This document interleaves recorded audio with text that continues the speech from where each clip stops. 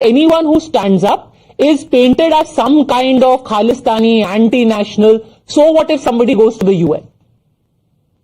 Well, this is a very tame excuse to talk about, naming them Khalistanis. As far as this agitation has started, nobody has called them Khalistanis, but there are Khalistani elements misusing this agitation for their own good, and there are people within the crowd who have shown their true colors. Have you forgotten the video clip where a Kisan leader says that we cut down Modi to size, his graph has gone very high. So, and from beginning, this agitation is nothing but political. To call it farmers' pain or is fine. But GDP contribution of the farming today is just 15%. I am not belittling the contribution of farmers. What I am saying is, for other 85%, should they also start demanding their own rights, their own pension, their own minimum salary, etc.? Should they do a Manrega also? So kind of demand that have been put up. There's another question. An international conspiracy and saying why you're stopping farmers. Have you forgotten the disgrace of 26 January? Have you forgotten this case of a woman being raped, Dalit man being killed for some kind of blasphemy? Has any action been taken? Are you forgetting how international celebrities are used to make this farm agitation very popular? And for a government to save people from riots, save people from violence that happened in Delhi, should government not take preventive action? These are preventive actions. Have celebrities and our own great people going to your name talked about how Canada crushed the truck. Are you saying that people are being... This is usually called a conspiracy theory, that celebrities are being used, that people are being mobilized, Ratan Chadha. It is propaganda. It is not controversy. It is propaganda. And Sanjay talked about Disha Ravi.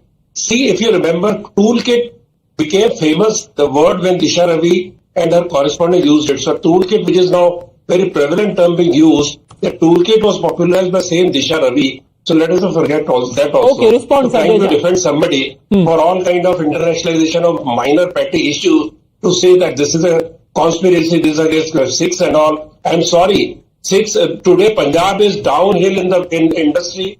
It is downhill farming production. It is half the total farming production. Yeah. This is not conspiracy theory. It is very real. Sanjay Jha. Well, Mr. Sharda talked about the contribution of agriculture to the GDP. That straight away tells you of the contempt they have for those who are of the have-nots. Well, Mr. Sharda, let me tell you that the manufacturing sector, that the Prime Minister woos day in and night out with wine and cheese and with avocado and toast, the manufacturing sector's contribution to the GDP is also 15%. So stop wasting the time of this country by having I clearly said, I am not saying that belittling their contribution. That is the first sentence. What I clearly said was, should everybody start demanding these kind of privileges? Have the rope, they are not making any contribution. And are farmers not getting subsidies? Are they not being protected well? Are they by farm bill was there to raise the income of the farmers to double? These very people destroyed that farm bill with some excuses, some fear, some kind of doubts created in the mind, and using that one small portion of farming community across India by just those Punjabi farmers. I am from Punjab. I know how Punjab has declined since my childhood. Has gone down the drain because of this kind of politics, this kind of totally rented farming. And today you are saying that other farmers have no right. Other farmers are contributing more to the national kitty. Today, Sanjay Jha, Punjab's contribution to wheat is only 15%. Not fair. 10% in rice, 10% in milk. So you are saying that other 90%. Okay, let him speak. Let him respond now. Sanjay Jha, yes.